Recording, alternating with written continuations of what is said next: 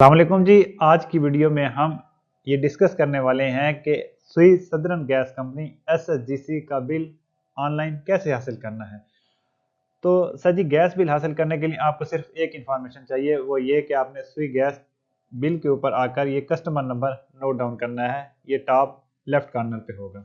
ये नंबर आपने note down कर लिया, उसके बाद आपने गूगल के ऊपर आकर लिखना है SSGC डुप्लीकेट बिल। ये लिखकर आप इंटर कर दें। उसके बाद ये सुई सदरन की वेबसाइट आपके सामने आ गई है। डिजिटल सर्विसेज को क्लिक कर देना है। इसके बाद आपके पास एक टैब खुल जाएगा सुई सदरन गैस कंपनी वेबसाइट का।